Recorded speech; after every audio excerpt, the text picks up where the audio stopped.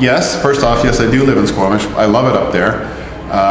It's a place that's, it's a great community, great outdoors, you know, rivers, lakes, the mountains, the great paths, the bike paths, the hiking, the mountain climbing. That's what I first fell in love with, and as did my wife, and we bought our house there. We're raising 2 little boys there, my twins. Yeah, there's a lot of dissatisfaction in Squamish with the way it's been business as usual for the last 3 years. And just the town is somewhat stagnating, both financially and developmentally. And I'm just the kind of guy that likes to, if I see something that's broken or not working, I want to get in there on the inside and fix it. And basically that's why I thought I'd run for council. I just thought, well, you know, you can stand around, you can complain, or you can actually get down to business and get inside the system and make some changes yourself. And I've always been that way. I'm not one to stand around and bitch about something. I'm the kind of guy that likes to get his hands dirty and get in there. I also work as a producer. And with that, you know, you have to be, as a producer, you have to be accountable to your film investors who are putting up the money, and be transparent with them. And I think in many ways that equates to a taxpayer. I have to adhere to a budget in film very strictly.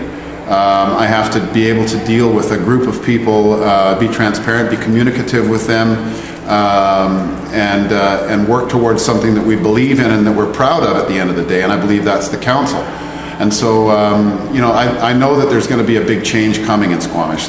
People are so tired of the business as usual attitude, and there's been quite a good old boys network that's run the town for a long time. And I think it's gonna change very short order. Whether I'm part of that or not, I would like to be. But whether I am or not, I can see a big change coming. Being that your career is being based on getting hit by cars, lighting people on fire, that sort of stuff, do you think maybe your opponent should just move out of the way? Well, I don't want to be intimidating at all, but I guess too late. It's too late. It's the nature of the feast, right? You know, it's funny because a lot of people who don't know me kind of look at me when they first meet me and they're quiet or whatever. And I'm not saying that it's intimidation or whatever. It is what it is. I'm actually very easy to approach, and I'm a people person. And I think one of the greater assets that I have, years ago, my acting coach, and I started off as an actor in the industry, and I've done Shakespeare before I was ever a stuntman.